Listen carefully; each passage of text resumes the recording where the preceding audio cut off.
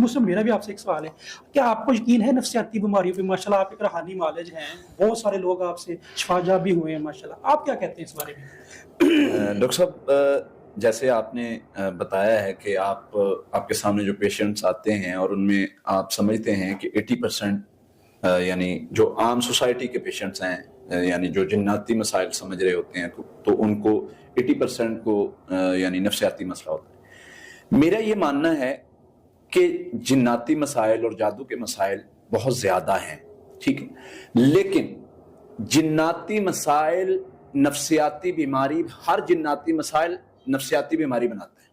सही सही। अल्लाह ताला कुरान पाक में फरमाते हैं, सूरह बकरा में अल्लाह ताला फरमाते हैं, अल्लज़ीना याकुलून रिबा ला यक़ूमून इल्ला कमा यक़ूमुल लज़ी यतख़ब्बतहु शैतान मिनल मस।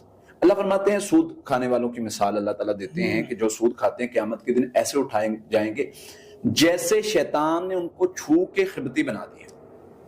अच्छा, खिबती आम मैं आसान लफ्जों में कहूं कि नीम पागल, ठीक है।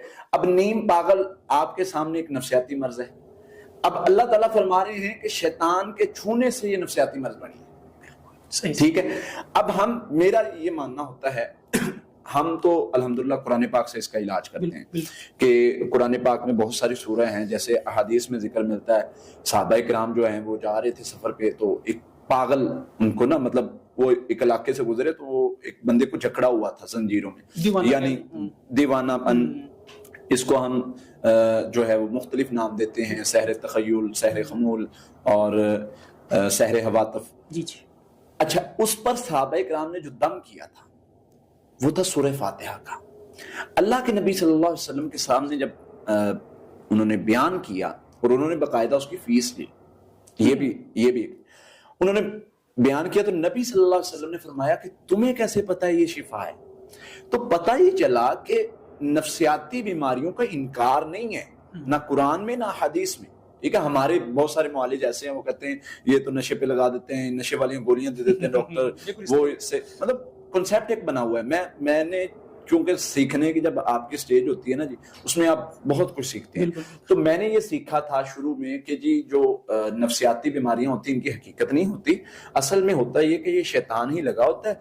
तो जब डॉक्टर्स गोलियां देते हैं तो उसमें नशा होता है, शैतान को नशा मिलता है और वो पीछे हट जाता है, लिहाजा जो है ना वो बंदा वक्ती तौर पे ठीक हो जाता है।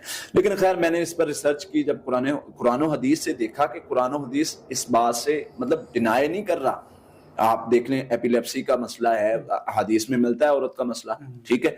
इसी तरह ये वाला मसला मिलता है कुरान पाक में, अल्लाह ताला ने मिसाल दी। तो इससे पता चलता है कि हम नफसियाती बीमारियों से इनकार नहीं करते, ठीक है। लेकिन मेरा मानना यह है कि जादू जिन्नात के अमूमन जो हमारे पास पेशेंट्स आते हैं उनमें ज्यादातर खौफ की वजह से, मतलब मुआशरे में एक जो सोच चल रही है उसका बड़ा अहम किरदार है। मतलब एक खौफ फैलाया जाता है जादू का, जिनका हम सुनते हैं छोटे होते बचपन से ही, जिन आ जाएगा, जादू आ जाएगा। तो वो जिन जादू तो जो भी आता है, जो भी मामलात बनते हैं वो तो हम चेक करते हैं पढ़ाई से, तो जिन जादू के अलावा नफसियाती मसाइल भी बन जाते हैं।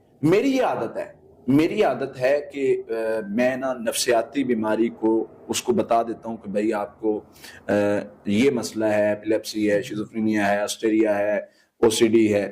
तो वो बाज लोग तो इस बात को मानने से इनकार कर देते हैं, लेकिन जो कुछ समझते हैं ना हमारी बात, तो वो इस चीज पर यकीन कर लेते हैं। तो यही हमारी कोशिश है, इंशाल्लाह आगे भी सेशंस हम जो इस पर करेंगे, इस पर मेरी ये ख्वाहिश है कि हम इस चीज को तफसील के साथ डिस्कस करें। आप जैसे फरमा रहे हैं कि मतलब बहुत थोड़े चांसेस होते हैं, मतलब नफसियाती बीमारी के अलावा मसला। मेरा ये मानना है कि जिन्नाती मसाइल, जादू के मसाइल बहुत ज्यादा हैं, लेकिन उनकी वजह से नफसियाती मसाइल बनते हैं और नफसियाती मसाइल फिर वो काफी देर तक चलते हैं। तो हम इंशाल्लाह इन दोनों चीजों को लेकर चलेंगे।